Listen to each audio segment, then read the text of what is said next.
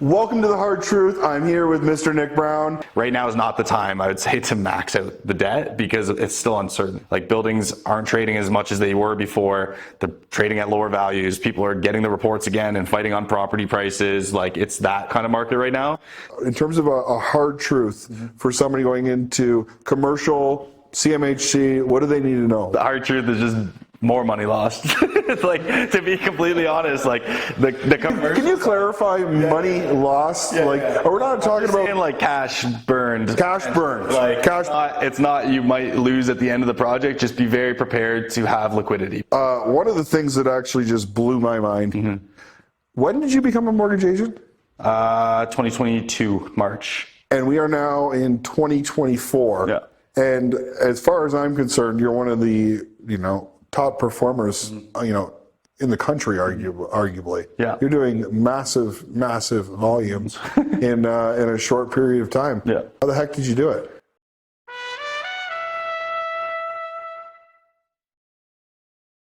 Welcome to The Hard Truth. I'm here with Mr. Nick Brown. Nick and I are going to dive into investing in real estate, CMHC-financing, standard financing, some hard truths around small deals, big deals, and really Nick is a wealth of knowledge. So looking forward to today's session. Nick, talk to me about how you got into real estate, how you got into mortgages. What's your story? Sure.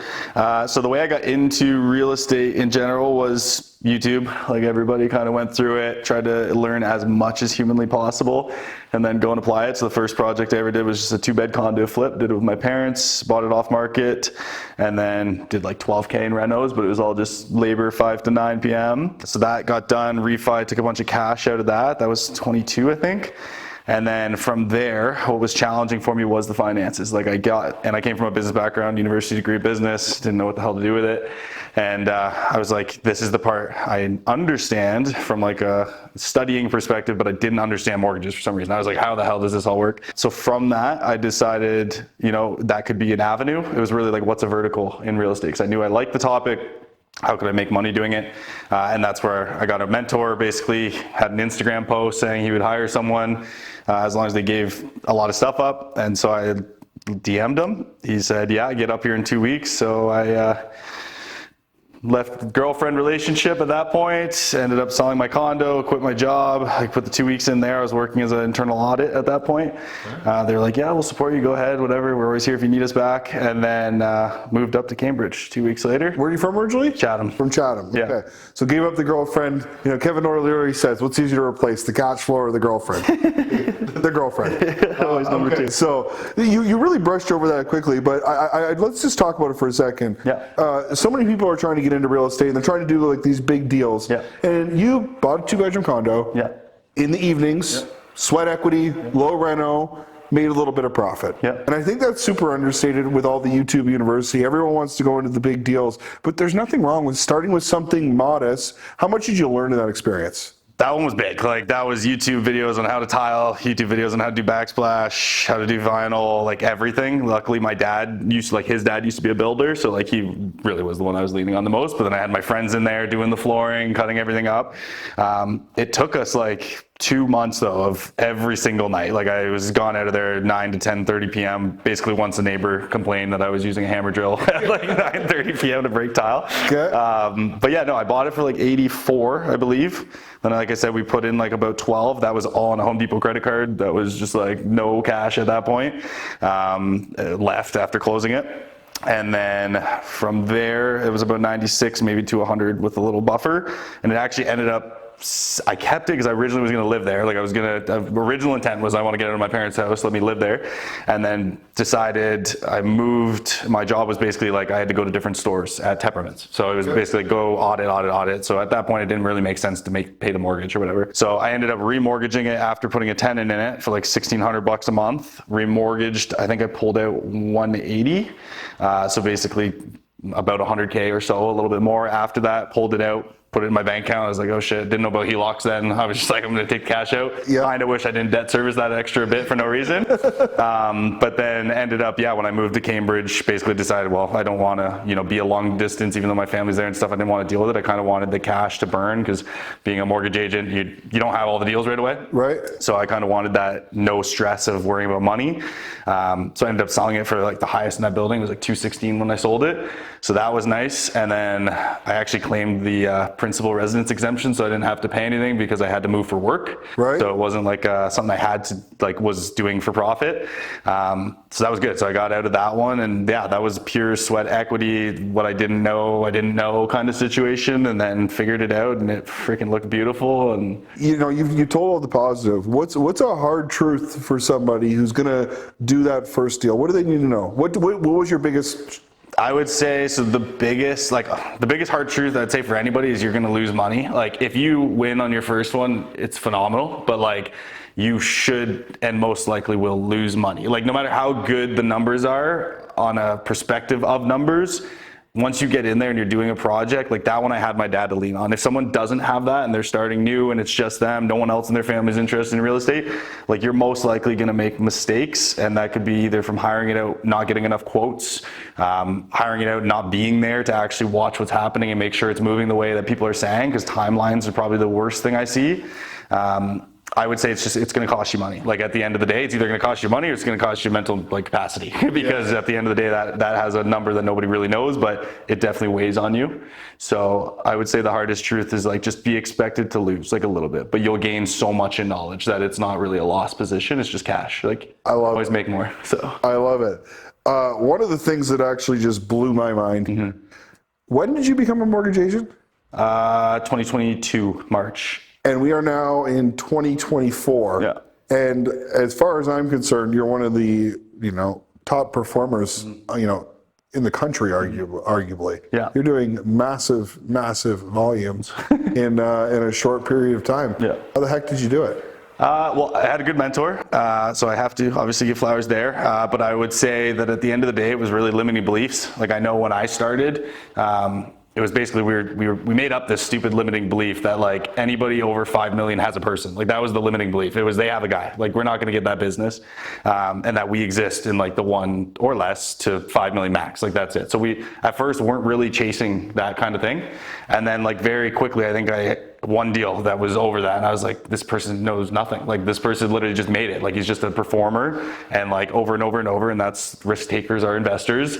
But he didn't have a guy, and then at that point it was like, okay, well like nothing's untouchable. And now like fast forward to now, I have guys that have done 5 buildings, and the last loan I did with them is a $50 million loan, CMHC loan, and it was literally as easy as a switch of just having the conversation and basically saying that, the most important thing is always the bottom line. Like I can just get you a better rate and I'll get you a better service and we'll be able to shop different banks. Like that, it's back to like the true brokering, right? And I kind of just found that a lot of people stick with the first bank they worked with. That's what I'm finding in the bigger developing space right now. It's like, oh, I've been with FirstNat for 10 years, so I'm just with FirstNat. And I'm like, well, they're one of the most conservative CMHC lenders, charge the highest fees, lowest loan to values. Like I was like, here's the other option, and here's a loan that I did that's this size.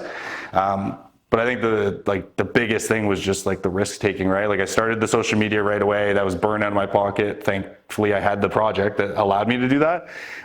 But for someone starting new, like I luckily got right into the commercial space mainly. And I think that's the biggest differentiator, where there's not a lot of good commercial agents. And they don't want to give time to new agents either, because it's like, I feel like the turnover is pretty fast in the mortgage world on new agents. But it was the fact that I had somebody take the time to teach me it. And then basically we just blew through these limiting beliefs together. And then it was like, the sky's the limit at that point. Now it's a little bit different. So I love that. And when we talk to when we talk about the high net worth, 5 million plus, it's amazing that they, even if they have a guy, their guy's busy. 100%. And they're open to having a conversation. And a lot of these 5+ million guys have multiple projects, and they'll say, you know what, my guy, I'll give you a shot at this one. And just taking that swing is amazing. And that's honestly though one of my biggest fears right now is that like you do get busy. And I remember even a year ago where you have the extra time to do certain things. That is kind of my fear, which is why we're taking the time to build the process and everything. 'Cause I don't want to get too busy that I'm not servicing the client fully 100% like I was a year ago to get this point. Yeah. So I think that's important, is trying to figure out the balance of being able to stay as on a file as you were when you didn't have all the volume and the money type of thing. That's the hard part, but that's why we're kind of deciding, hire the analysts, hire the admins, and get everything going and keep going in that direction, because it does get difficult. For our viewers who are not in the mortgage business, but in the real estate business, those, it's the same principle. When you're at, let's say, under 5 properties, you're kind of doing it all on your own. Over 5 properties, you start to build a team and build a business. Yep. And you started off as a high individual producer. Yep. Now you're building the business and the infrastructure so you can still provide the high level of service while servicing that. 100%. So that's amazing. Yeah. So one of the reasons why I wanted to invite you on here is you and your team are somebody that I consider very well respected in the CMHC space, up to speed, up to date. Talk to us about commercial lending. You talked about before we came on air about how conventional is making a comeback, and CMHC. What are you seeing? What do our first CMHC buyers ever? Yeah. And we're talking CMHC commercial, not your first time buyer. Mm-hmm. So you're doing your first CMHC commercial loan. What do you need to know? You've done your first. You're trying to get more. What do you need to know? Talk to us. I would say on the CMHC side, so it just differentiates between new construction and pre-existing. So if you're going to buy a BRRRR building, something like that, or I guess if you're going to CMHC, it's probably stabilized. You really the only requirement is truly the 25% net worth. In terms of what is going to disqualify you is just ensuring you have the 25% net worth of the loan you're trying to request, which obviously we'll find out through underwriting. That's the only one that's a guaranteed no. If you don't have that, then the other pieces don't matter as much. Just talk to us about that, because what does that mean? You have to have it and you have to prove it. Yeah, you have to prove it. So last year it was real easy. We basically wrote down numbers and values and liabilities, and they would only check liabilities. So now they're challenging values, which is because a lot of people probably were over leveraged on loans they shouldn't have gotten in the first place. So now on your personal net worth statement, basically LIRAs, so your locked in retirement funds, those are off. You can't touch those don't count. 50% of the RRSPs, so if you have any RRSPs, you got to discount those by 50%. And then basically everything else you have in terms of short-term investments, long-term investments, and cash. Those are what your main assets that aren't properties. And then you're going to have your property. So if you have a property, you either have to use the assessed value, a per view counts, which is just a tool that we have to basically go through and figure out value, or get an appraisal. So you need those to basically justify the value of the property. And then we're obviously going to need a mortgage statement to make sure the liability side's good. We now need to fully pull credit and then get statements for every single thing that's on the credit side. So it's tougher now, and those are things you really have to look out for when you're doing it.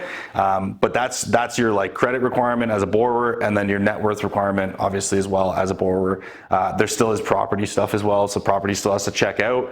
On your appraisals, you got to look out for the economic value, what's remaining. You can only go amortize up to 5 years minus what's on there. So if you're trying to get a 40-year am, you have to have 45 years left remaining on the building. So that's one thing that when we don't handle the appraisals, that kind of gets... Slow down here, my friend. We got to make sure people are catching this, because you're dropping gold here. Yeah. So on an amortization, we're going to need to determine amortization, because everyone calls CMHC MLI Select 50-year AM. Yeah. But we do a BCA, which is a building condition report, and the building condition report will state... I would scrap the BCA. We don't even need the BCA anymore. Good. So on bridges, we'll need it. Yeah. CMHC, BCA, we don't need. So how are we determining the economic value? So the appraisers. The appraisal is going to indicate the economic value, and if it says that there's only 45 years of life, regardless if you qualified for every other metric, the maximum amortization you can get is 5 years less, 40-year am. Yeah. So that's really important for retrofits. 100%. Right? Okay. So keep going. Yeah. I might stop you. You're quick. Fast. You're quick. I talk fast. So in terms of that's kind of the building side. And then obviously we're going to look at the portfolio. So we do a portfolio summary, put all the properties, and we want to see a healthy debt service ratio. And that's across the portfolio. So there's no actual disqualification metric on this one. Sometimes there could be reasoning. Sometimes there was increased repairs and maintenance, whatever. It's just we'll put them on the chart and we'll basically say, here's your portfolio debt service. And that's what we're presenting. If you lack in that, but you have ample liquidity, super good operator, and everything else checks the boxes, that's probably something we can get kind of pushed away. In terms of like other things needed, I would say that's your baseline. Like that is what you need to look at the deal. Make sure you're strong. Credit is the next biggest, that would be the next biggest item. Again, that's a story piece, and that's why agents are agents and brokers are brokers, is it's all always a story. So if you did have a little lapse in credit or something, as long as it's explainable, like as long as we can explain it away, they're typically okay with that. But strong credit is always gonna be the best. You know, if you have a higher credit score, I would say like your minimum is around 600. I've had to push through 600. That was basically the minimum. Like I would even say like 650, 640. And that's an important metric, because I'm always very candid with my clients that my credit score often hovers around 7. Yeah. Because I'm active on my credit. I'm getting my credit dinged all the time. My bills are paid on time. I have a reasonable utilization, and you know that's okay. Like you don't need an 850. No. But if you're an active investor and you're getting hit all the time, it's tough to maintain an 850. 100%. But you got to watch your utilization. This is what we talk about all the time, and the viewers are going to hear me on repeat. You know, when Nick and I meet a client, we're going to build a relationship with them. But when the reality is your file on a desk when you get to the underwriter. Yeah. And that your paperwork tells a big story, so you got to manage that credit. So I would say, yeah, so once we're over like the qualification, then it depends, like you said, you mentioned MLI. So then it depends on which one do you want to go for. MLI has obviously been the winner lately. I feel like there's going to be a lot more taming down of MLI. They already did the big energy change this year. So obviously before like that June date, we could get away with 100 points from energy. They got rid of that. They realized the whole program has been abused, as investors find, always little loopholes to abuse. So they did cut that back. So you can still get the full points on energy, but you only max out at the 50 points on MLI. So basically 40-year AMs. On new construction, you could still get 95%. On pre-existing, it's 85%. So other than that, it kind of stayed that way. Which is fantastic. It's still phenomenal. 85-40. Yeah, and you save insurance premium. Like if you look at, that's the biggest thing. If you look between standard and MLI, it's the debt servicing obviously drops down to a 1.1.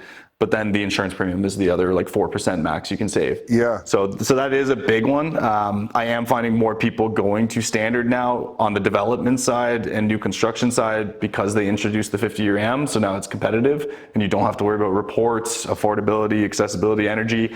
But the one caveat on like the construction side that I think a lot of people forget about is that if you're in construction on CMHC standard, it's capped at 75%. During the construction period. And then once you're leased up, that's when you get the additional 10, right? So a lot of people forget that when we're looking at that. So that could be the differentiator between going to MLI, is if you really want that. A lot of really good developers just stick to MLI because new construction is one of the easiest ones to do it on, because we're using OBC here anyways. So the Ontario Builders Code, MLI is based on the National Builders Code. So we're already better than the National Builders Code. So you can almost get level 2 already. And to get to level 3, you're already in the building and building it up. So upgrade your systems, upgrade your insulation, encapsulation, just make sure the heating and water heating is good. So we're finding a lot of people do that, and then mixing it with accessibility, because then obviously as well, the CSA standard and the Ontario standard is already very close to level 1 as well there. So that's the mix that we're seeing like happen a lot right now. Affordability is still tough.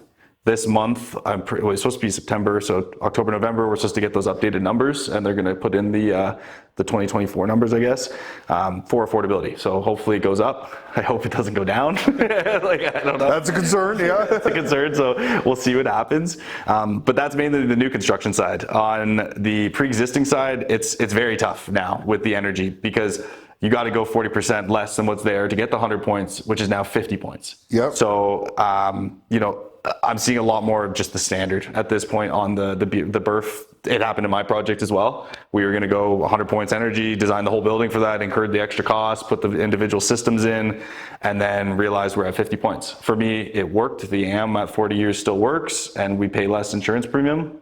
But there's a lot of rules around it. So I'm even thinking maybe we just switch over to standard at this point, save like the 10K on the report. For the average investor, and I'm not talking about your big developer, and more the average person, maybe the around the $5 million mid-range development. Yeah.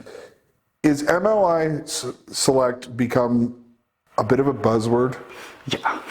Yeah. And you're not the first high-level CMHC guy I've had on here who's saying the same thing. Yeah. So, you know, when you're on YouTube University, don't get attached to that buzzword.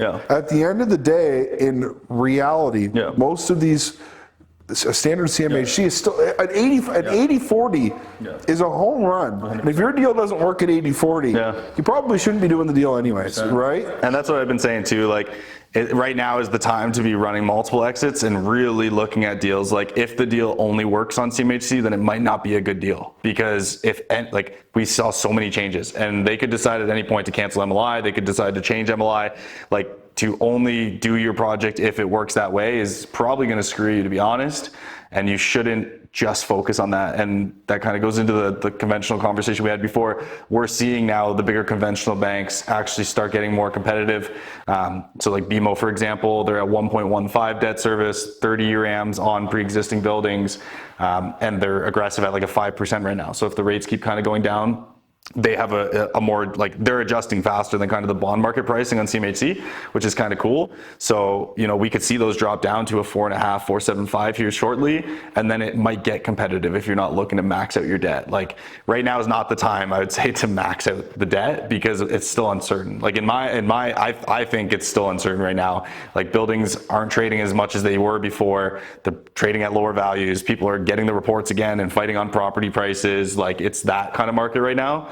So I think overall, it's like, run your numbers, make sure it works for more than one exit, and just kind of be careful with leverage right now, because a lot of people got burned, and probably from borrowing money and prom notes and all that fun stuff. But at the end of the day, like, if anything happens that you didn't see coming and you only have one exit, then you might get caught in something you can't control. Yeah, I've been, less of a hard truth, more of an unpopular opinion, I suppose. I've been the guy for years saying it's got to work at 75-25 at a credit union. Yeah.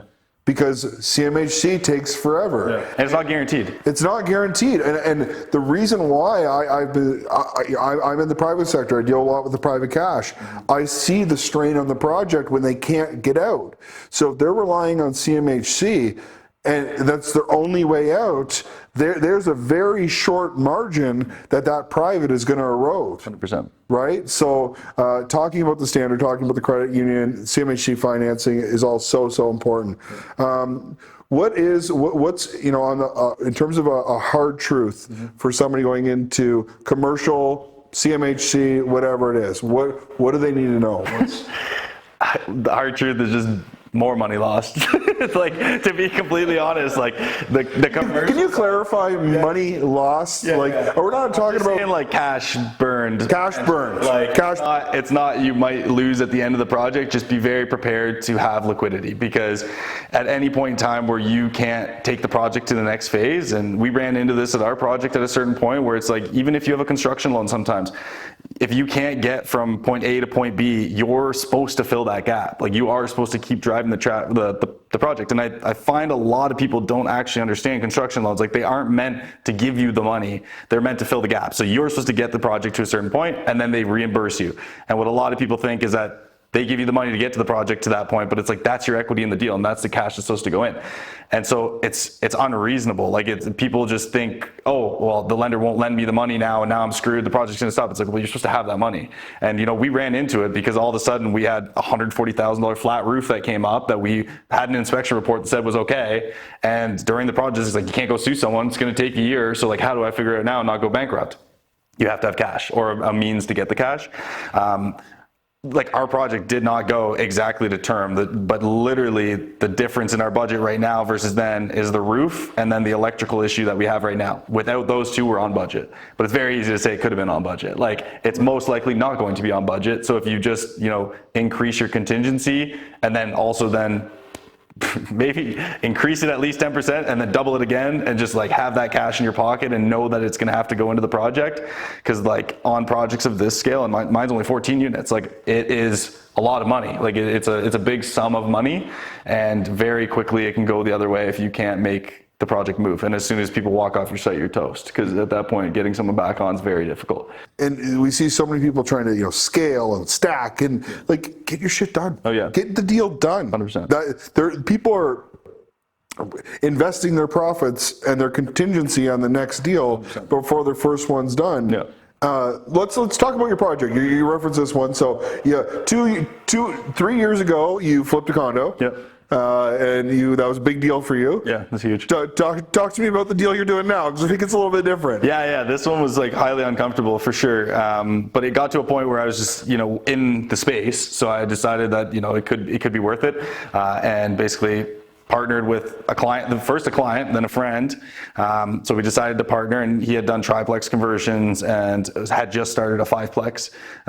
And being us crazy investors, this didn't seem that much different. It is very much different, but at the point we had people walking through with us and they're like, holy shit. And we're just like, we're ready. Like let's just do this. It's just a couple walls. And very quickly, there's a lot of walls and a lot of systems. But yeah, so we bought an 8-unit commercial down in Chatham, which is where I'm from. I like the market. I knew the market, grew up in the market. So that's kind of, and where my partner is. It was the day before it came on market. So I found out through my realtor friends, a really good friend, that he was entertaining an offer literally on, I think it was Sunday, and then Monday they were going to take it to market. So we put the offer in within like 24 hours, got it at a good price. I think it was 700. So 8-unit commercial, there was only 3 in there, which helped us kind of get it at that price because 5 units were vacant. But we wanted it that way. When buying commercial and you're going to convert, you have to make sure it's on month to month. You don't want to have to worry about breaking leases. So that was the lucky thing. Old tenants, month to month. We gave them 90 days as soon as we could close the building. And we got all our drawings to do a 14-unit. So basically, we wanted to do MLI because it was 100 points at this point. So we basically cut the building, and then you have to maintain, sorry, this is something we didn't touch on, you have to maintain a 70-30 on MLI, so 30% resident or 30% commercial max. So the way we chopped our building up, basically we were at like 24.5% commercial, and then the remaining was all residential. So we were able to fit 11 units in residentially, and then 3 commercial smaller units. So when we first took on the project, we didn't think we were going to do as much as we did, to be honest. Like I said, the roof was not something we were planning on. But we took a fully brick building, triple width like walls, and decided just to go crazy. So we did everything, like shelled it out, exterior, all brand new exterior, stucco, all brand new windows and doors throughout, brand new systems. So for MLI, we went with the air handlers. So it's 100% electric, deleted gas. That was the first thing. So first inclination was like carbon tax, and the government loves taxing on gas and oils and all that stuff, so we decided to take it away. And then it also helps on our expenses to increase our value, because then we can pass it off, because hydro is something that everybody's used to paying. So that's what we had there. Redid all the plumbing in the building, all the electrical in the building. Luckily my partner's an electrician, so that helped obviously save some budget on that side. You mentioned you have an electrical problem. What's going on with Julian here? Yeah, no, so then, that's I'll tell that at the end, which is something we should talk about, because this is something that, when we took this project on, again, we were not ready for the project, which I don't think a lot of investors are ever ready. You're always in a state of learning or pushing the boundaries. And we very much jumped in. First lesson I learned was you need to get all due diligence done in the period before closing, because if, we closed, I think September, end of August of 23, and we didn't have our drawings done until December because there was an issue with our electrical drawings. So it took 2 months for them to get that done. So we literally were just paying for our building for those 4 months, came off the interest reserve, and put us in a bad spot, because then we didn't start till January. We got our permits, thank God, in Chatham within a month. We submitted like the 13th of December, got them January 13th, which was nice. But we should have had that all done, and we just didn't know. We didn't know how many designers we needed, engineers, all this stuff. So that's like tip number 1, is check the local community improvement plans. So CIP programs are called. Chatham had a really good one because we were downtown. So we get, I think, 86,000 in grant back right away to cut a check. 5 years of no increase in taxes. We got half of our stucco covered, like exterior changes, windows and doors covered, and our permits and development costs. So I think they cover up to 30 grand. So we're going to get a nice chunk of like 140 back when we're done the project, plus the tax over the next 5 years. So that was one cool thing. I would never buy on a river again. That was like Conservation Authority. Conservation Authority. Man, I've been there. Yeah. So Okay, I want to give 2 tips on what you said. Yeah. First of all, when you're dealing with the Conservation Authority, every message you're going to get is going to be this long. Read the last sentence because that's where their actual. Man, I don't even read. I get like this, and I'm like, okay, so this, and this. The second tip I want to give is you talked about gas. And you had a bit of a challenge getting gas. yeah. Right, getting them out there. Getting them out, still haven't gotten it out. It's So, if there was an anonymous tip of a gas leak, they'll come really quickly. So if you're struggling to get a gas company out to do something, maybe there's a gas leak. Well, we tried, I can't remember, it was James Fernandez. He messaged me, he's like, tell them crackheads are like gonna cut the thing, because we have like an encampment now on the other side of the river. Yeah. We told them that, and they're like, okay, yeah, it's already marked as getting removed, like it should be within the next month. And this is after 4 months of being tagged for removal. So like, gas meters, call that stuff right away. Like next project, boom, if it's coming out, call it right at the start. Get them to come take it out, because we literally have little holes in the concrete we have to go fill after and finish again. And yeah, for the Conservation Authority, like that was the stupidest group of people I've ever dealt with in my life, because we weren't in a floodplain, and there was, what'd they say? They just took the most recent survey in 2020. So it had been 3 years at this point.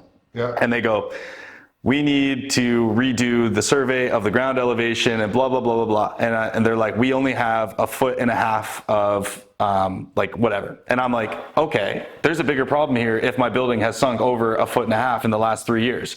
And they just didn't see it that way. So that was $7,000 to get them to come out, do a measurement test, and then they took 1.5 months to give us our permit. So they also have to give you a permit before you can go to the city and give them the permit, that Conservation Authority. So that was number one. If I do another one, it's gonna be on the other side of the road, not deal with that whatsoever. That was just unneeded. Main thing is like, same thing you said with focus. So, you know, we started doing the rough-ins and the framing, and then very quickly you become complacent and you're like, oh, well, it's getting built, like everything's good. Those are the months that like you see significant progress, you think it's moving quick, but we weren't project managers. So like I didn't know, you know, installations got, like I knew what needed to happen, but I didn't know the schedule in which it needed to happen. Now on the next project, I would definitely be more in touch with people faster. And just, yeah, you gotta really just make sure you're pushing. Like what I learned from everybody trades wise is like they will make every excuse. And I think a lot of people learn that lesson. Even the best ones. Yeah, 100%. So like, it really is like, carefully think if you want to GC the project. That would be my number one, because if you don't have the experience, you will definitely lose more than the GC will cost you. Like we have lost between the mortgage payments that we missed 4 months or 3 months at the very beginning, plus then we have 3 months of delays during the project that just accumulate. Like our mortgage is like $18,000 a month. Like it's huge. It quickly becomes expensive, and then you think, oh, I'm going to save $60,000 for my GC. It's like that would have saved us all this time, and our project would have been done probably 5 months ago. And even it's important to note, even with the GC, Nick, you still have to manage your GC. Yeah. And there's most people you need to hire a GC. Yeah. Like as a project this, you need a GC. But you have to manage the GC. You have to be on them. You have to be, you know, showing up on site. I do scheduled visits and I do random visits as well. And I'm not, you know, trying to catch anybody. Yeah. I'm showing the people on site that this matters to me. Yeah. That like I'm here. This isn't just a blank check for you guys to go nuts. Right. Like I'm here. I care. I want to know. And you know, I think you nailed it when you talked about people see the progress of this project. Yeah. They get excited and they go buy another one. Oh yeah. And when they're going through their application to get out of it, they have a liquidity issue and a negative. So most people will do so much better if they keep their hands on the wheel. Yeah. Drive their one project, get it done, get it stabilized, get a profit, celebrate. Yeah, 100%. Celebrate. You just did a big thing, and in our world, it gets so desensitized to it. It's just another big thing. It's another big thing. We see these all day, but like celebrate your deal. Like you and Julian need to like go for a drink, go for a beer, have some fun. So, Nick. Great to have you on today. Of course. Really appreciate it. Any messages you want to share with any investors out there? I would say just stay on track. Just keep doing what you're doing. Take the risks. Don't stop taking risks. I say that's number one. Like at the end of the day, like just keep taking the risk. Educated risks. Have a good advisor. Be it me, be it Kyle, be it any mortgage agent, realtor. Just start building the team. And just really lean on them. That's the biggest challenge I find is people think they know our job better than we know it because they've seen a video or whatever. I would say just honestly, like we aren't I can definitely speak for Kyle too. Like, we aren't out here just to be fee people at the end of the day. Like, we do care, we are investors, and at the end of the day, we want to see your success. Also, selfishly, I want to see another deal as well. So a little bit of the money side, but at the end of the day, that would be my message. Just lean on your team as much as possible. It's hard to delegate, but it gets done faster. I love it. We'll make sure we share Nick's contact information here. Appreciate everyone viewing in and really appreciate your time today, Nick. Thanks for having me. Thanks. Appreciate it.